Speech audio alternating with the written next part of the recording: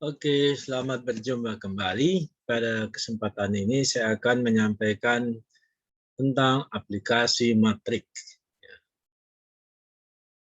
Kita sudah mempelajari matrik, penyebut matrik, kalian matrik, kemudian transpose matrik, inverse matrik, kemudian persamaan linier, kofaktor. Nah, semuanya itu adalah tentang matrik.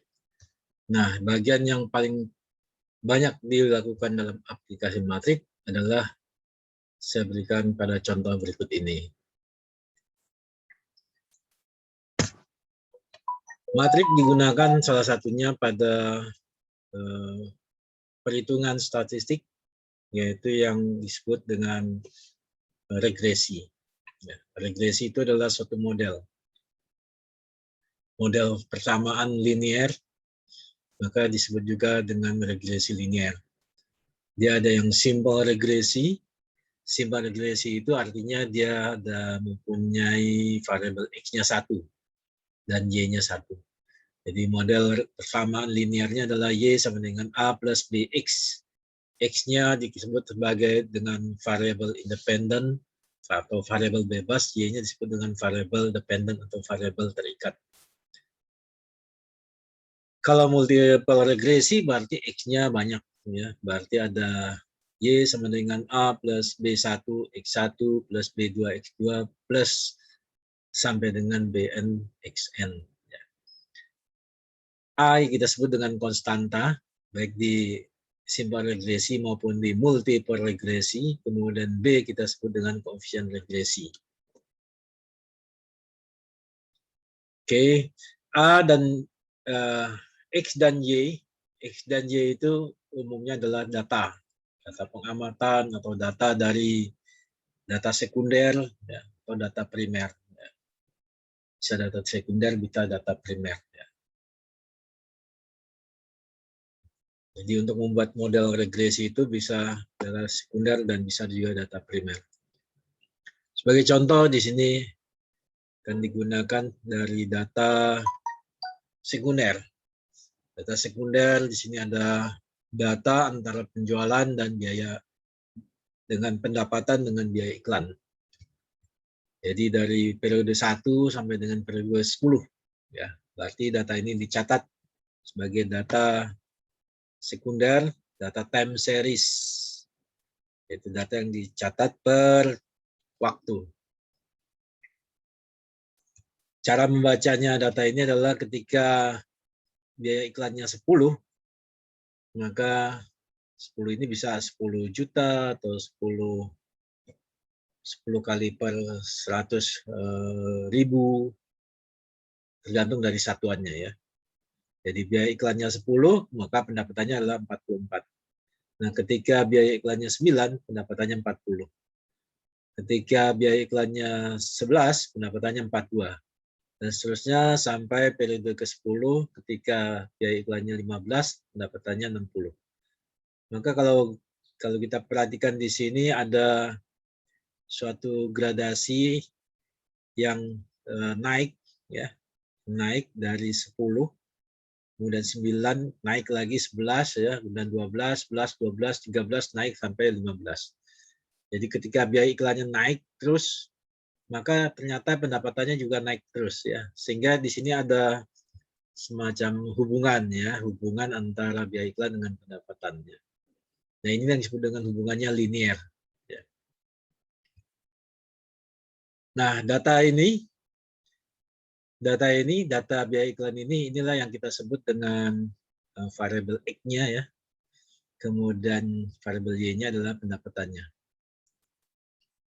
Kalau pasangan data tadi, ya, jadi ini adalah X-nya 10, Y-nya 48. X-nya 9, Y-nya 40 ya.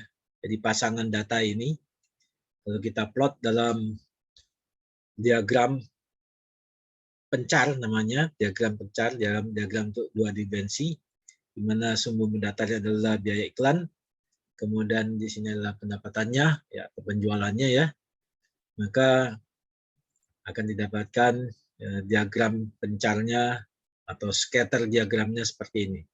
Jadi dari model grafik ini dapat kita tengarai dapat kita prediksi ya, bahwasanya di sini ada suatu kenaikan ya, ketika biaya iklan naik maka pendapatannya juga naik ya. Nah, dari data ini maka bisa dibuat berbagai macam garis ya, garis yang mendekati ya, itu yang disebut dengan garis regresi ya.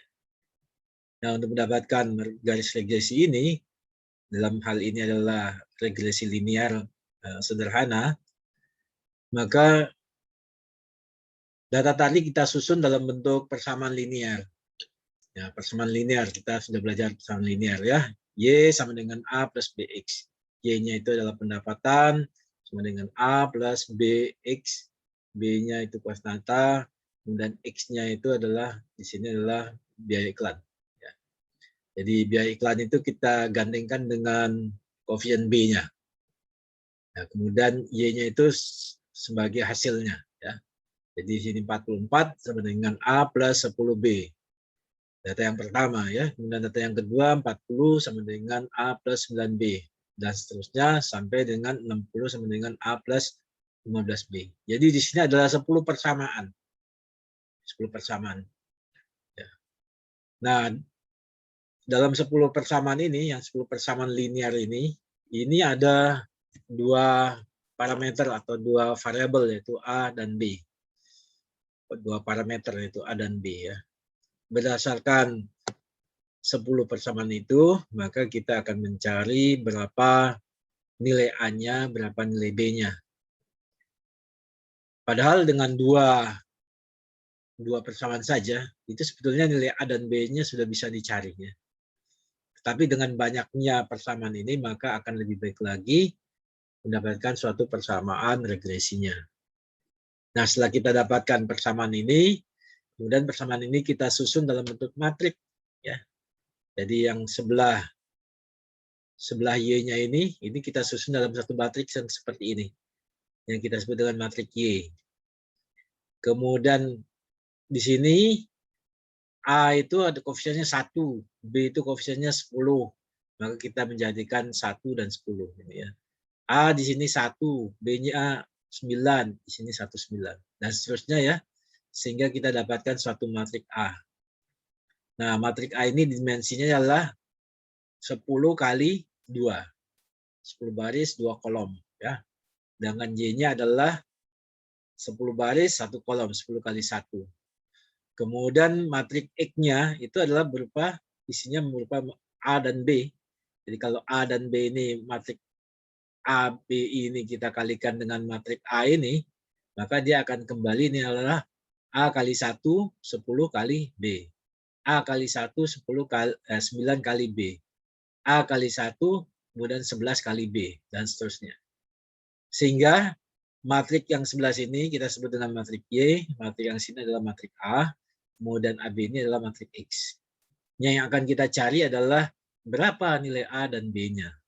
Nah, untuk itulah maka diperlukan suatu operasi matriks di sini ya.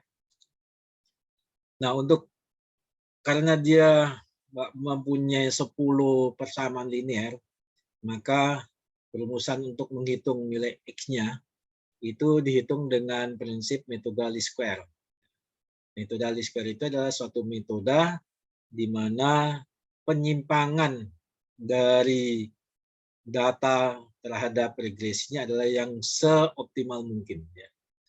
Nah, rumusnya adalah di sini X sama dengan A transpos. Ya, jadi ini adalah matriks A transpos dikalikan dengan matriks A-nya. Kemudian hasil perkalian dari A transpos dan matriks A ini kemudian diinverskan menjadi matriks inversnya. Kemudian A transpos dikalikan dengan Y-nya. Ya. Jadi ini dengan melakukan suatu operasi matriks yang sudah kita pelajari. Ya, di sini ada matriks transpos, kemudian dikalikan menjadi perkalian matriks. Kemudian hasil perkalian ini kita inverskan. Kemudian matriks transpos dikalikan dengan matriks Y-nya, ya. Kemudian matrik ini dikalikan dengan matrik yang sudah di-inverse-nya, maka kita dapatkan nilai X-nya. Nah, kalau ini kita hitung, ya, dengan cara metode matrik, maka akan kita peroleh nilai A-nya itu adalah 7,6, B-nya adalah 3,53. Sehingga persamaan regresinya atau persamaan linearnya itu adalah Y sama dengan 7,6 ditambah 3,53X. Ya. Nah, dalam penjelasan ini yang kita dapatkan dari pelajaran ini adalah bagaimana kita melakukan operasi matrik atau mengaplikasikan operasi matrik di dalam membentuk suatu model persamaan regresi. Ya. Ya. Tentunya dengan cara yang sama bisa juga diturunkan untuk model dari multiple regresi. Dan ini sebagai dasar dari perhitungan simple regresi dan juga multiple regresi. Demikian salah satu aplikasi dari matrik yang dapat disampaikan pada kesempatan ini. Semoga video ini bermanfaat. Terima kasih.